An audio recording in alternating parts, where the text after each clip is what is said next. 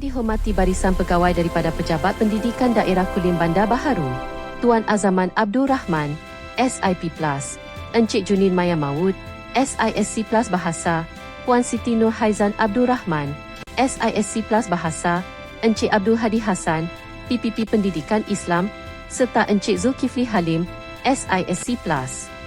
Yang dihormati pihak pentadbir sekolah, barisan SLT, MLT serta para guru sekalian.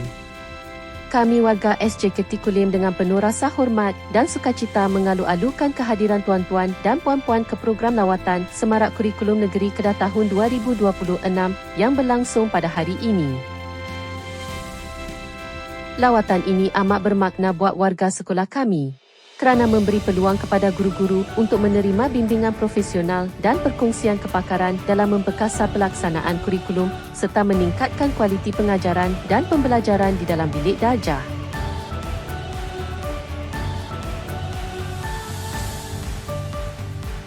Melalui program Semarak Kurikulum ini, pelbagai aspek penting dalam pengurusan dan pelaksanaan kurikulum diberi perhatian. Antaranya pelaksanaan PDPC yang berkesan, refleksi pengajaran guru dan pembelajaran murid, pelaksanaan minggu akademik, serta pengurusan takwim tahunan bagi 3 bidang utama sekolah.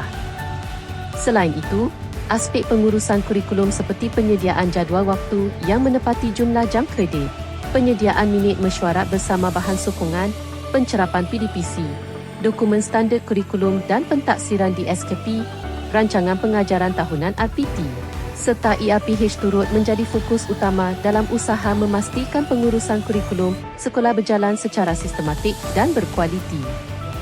Di samping itu, lawatan ini juga memberi ruang untuk meneliti pelaksanaan pentaksiran bilik darjah PBD serta langkah-langkah intervensi akademik bagi membantu murid meningkatkan pencapaian mereka.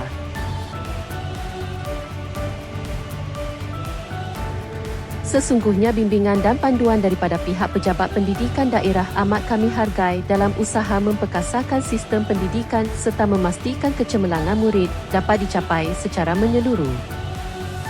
Pihak sekolah ingin merakamkan setinggi-tinggi penghargaan dan ucapan terima kasih kepada barisan pegawai daripada Pejabat Pendidikan Daerah Kulim Bandar Baharu atas kesudian hadir serta memberikan bimbingan dan panduan sepanjang pelaksanaan program Semarak Kurikulum di sekolah ini.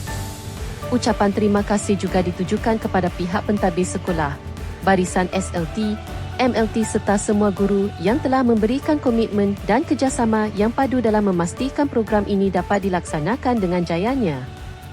Sesungguhnya segala panduan, teguran serta cadangan penambahbaikan yang diberikan amat bermakna dalam usaha memperkukuh pengurusan kurikulum serta meningkatkan keberkesanan pengajaran dan pembelajaran di bilik darjah demi kecemerlangan murid. Semoga segala usaha dan kerjasama yang terjalin ini akan terus memperkasakan kualiti pendidikan serta membawa kecemerlangan kepada warga SJKT Kulim pada masa akan datang.